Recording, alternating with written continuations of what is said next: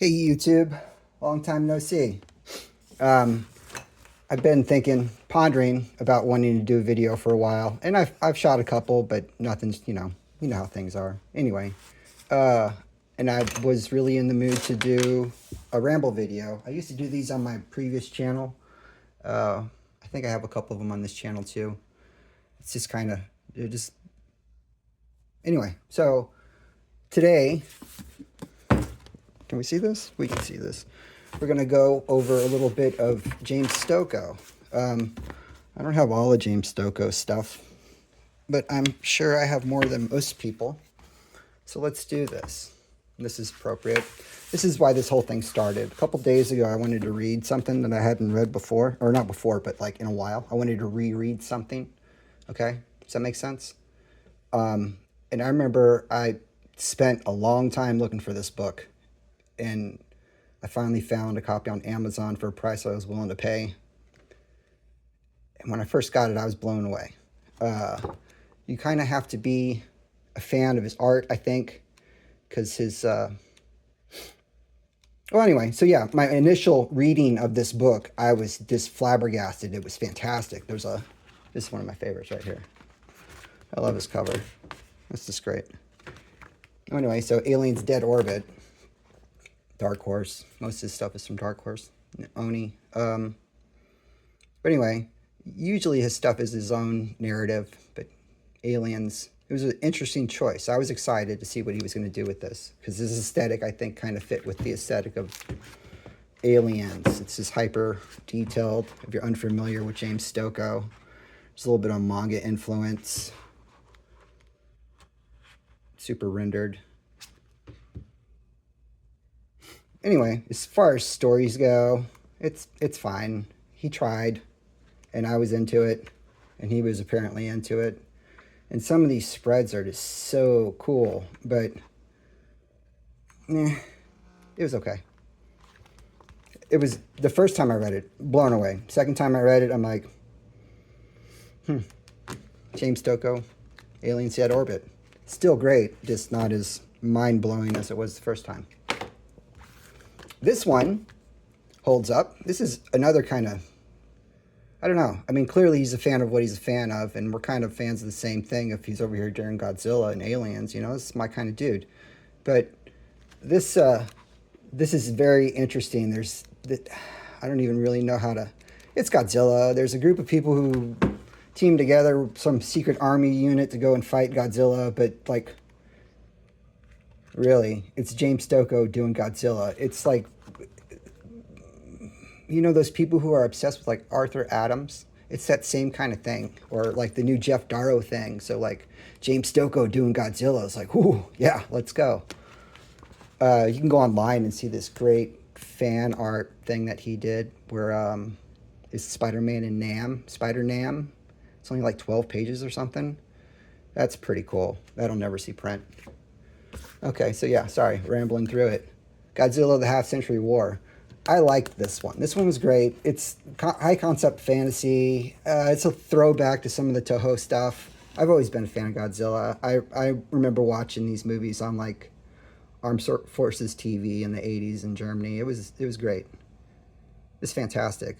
This guy just clearly likes to draw though, because his compositions don't always make sense. There's no like rhyme or reason. It's like, even here, he drew Godzilla, right? Okay, cool. Let's just get rid of everything regarding perspective, or because destruction clearly, but like the grid it's just, he drew this, and then he drew this, and then he just wanted to draw some shit over here, and then he drew this shit over here, and then he just kind of just filled in spots. It's fine. It's great. I like it. It's just not for everybody. But sometimes it's just fantastic. It's like Tim Sale or something. There's the obvious, like, you know, you have the, what's his name? Crap, drawing a blank. This is why this is a ramble video.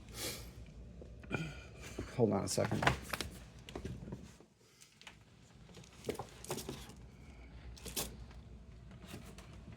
Michael Golden, that was it. I was looking for my NAM trade. It's on the other shelf. where you have all the tech and all the architecture and everything is like really rendered, and then you have a more cartoony expression for the characters.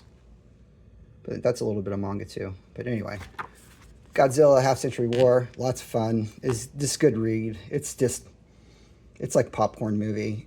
Not everything has to be Ginsberg, you know, like this was great. This is my most recent acquisition from him. This is also from Dark Horse, Orphan and the Five Beasts.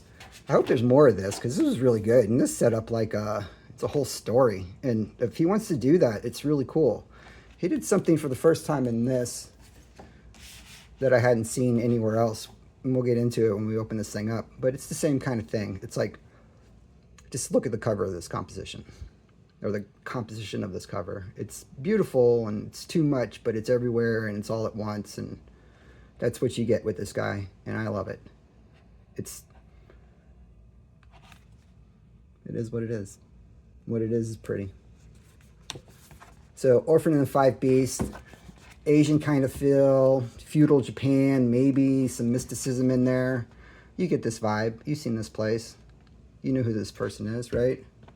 He's wronged by somebody, his master gets killed, blah, blah, blah. But if you pay really close attention, I'll pull this real close. I hope you can see this. His blacks on this one in particular, they're not solid. He stops using like solid black.